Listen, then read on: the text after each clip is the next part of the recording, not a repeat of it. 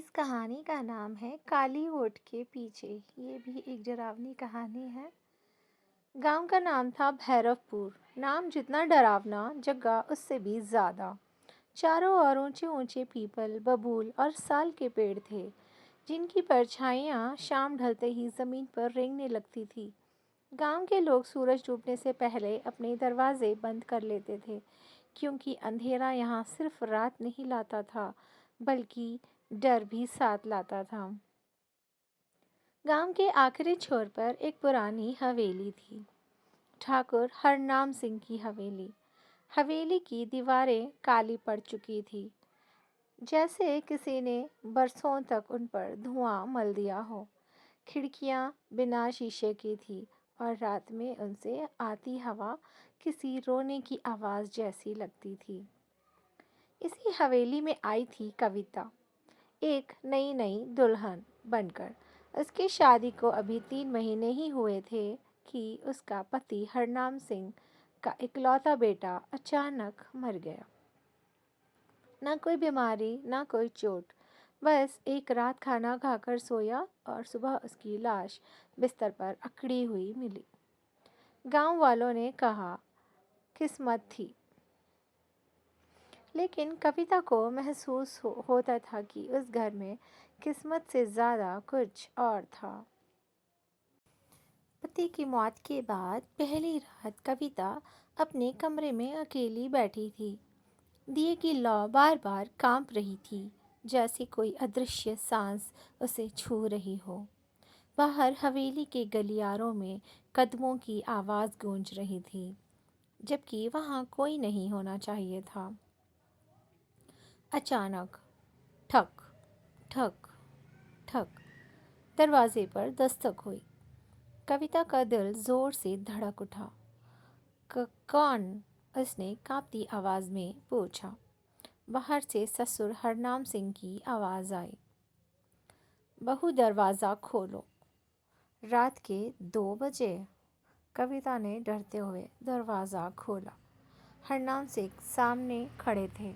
लालटेन की रोशनी उनके चेहरे पर पड़ी और कविता की सांस अटक गई। उनकी आंखें आंखें नहीं थी, बस गहरी काली खाली जगहें। तुम जाग रही हो? उन्होंने कहा। अच्छा है, इस घर में रात को जागना ज़रूरी होता है। क्यों बाबूजी? कविता ने हिम्मत करके पूछा। हरनाम सिंह के होठों पर धीमी मुस्कान आई। उनके दांत असामान्य रूप से लंबे लग रहे थे। क्योंकि यहाँ, उन्होंने फुसफुसाकर कहा, मरे हुए लोग सोते नहीं हैं। और वह अंधेरे में गायब हो गए। उस रात कविता ने एक पल के लिए भी आंख बंद नहीं की। पड़ोसी माधव काका। अगले दिन कविता हवेली से बाहर निकली। पास की झोंपड़ी में रहने वाले माधव काका को देखकर उसने राहत की सांस ली। गांव में लोग उनसे दूरी बनाए रखते थे। कहते थे, बहुत जानता है इसलिए अभी तक जिंदा है। कविता ने धीरे से पूछा, काका, इस हवेली के बारे में कुछ अजीब बातें हैं क्या? माधव काका ने चारों ओर देखा, फिर धीमी आवाज़ में बोले, बहू, यह हवेली नहीं है। तो फिर क्या है? यह एक ओट है, उन्होंने कहा, जहाँ जिंदा और मरे हुए के बीच की दीवार पतली हो जाती है। कविता के रोंगटे खड़े हो गए। तुम्हारा पति? माधव काका की आवाज़ भर्रा गई। वो पहला नहीं था। मतलब? कविता लगभग चीख पड़ी। इस हवेली ने कई बेटों को निगला है, काका बोले, और हर बार एक नई बहू आई है। तहखाने का रहस्य। उसी रात कविता को नींद नहीं आई। हवेली के पीछे उसे एक लोहे का दरवाज़ा दिखा, वही दरवाज़ा जिसे हमेशा बंद रखा जाता था। उस रात ताला खुला था। अंदर से सड़ी मिट्टी और खून की बदबू आ रही थी। कविता कांपते कदमों से नीचे उतरी। सीढ़ियों के साथ फुसफुसाहटें चल रही थी। बहू, बहू, हमारे पास आओ। तहखाने में दीवारों पर नाखून के गहरे निशान थे, बीच में ज़मीन पर 3 कंकाल पड़े थे। तीनों के गले में वही काला धागा बंधा था जो उसके पति के गले में शादी के बाद बंधा था। कविता की चीख गले में ही अटक गई। पीछे से आवाज़ आई, देख लिया? हरनाम सिंह, ससुर का असली रूप। हरनाम सिंह की देह बदलने लगी। उनकी त्वचा सिकुड़ गई, हड्डियां बाहर उभर आईं, आंखों की जगह अंधेरा और गहरा हो गया। यह घर हमारे खानदान को जिंदा रखता है, उन्होंने कहा। हर बेटा एक बलि है, हर बहू एक द्वार। मेरे पति को आपने मारा? कविता रो पड़ी। उसे चुना गया था। हरनाम हंसे। और अब तुम्हारी बारी है। पड़ोसी का सच। तभी दीवार टूटी। माधव काका अंदर कूदे। उनके हाथ में तांत्रिक चाकू था। बस हरनाम, उन्होंने दहाड़ा, तूने बहुत खून बहाया है।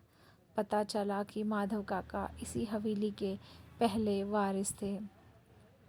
हरनाम ने अमरता के लिए तंत्र किया था और उन्हें जिंदा दफना दिया था, लेकिन आत्माएं उन्हें वापस ले आई थी।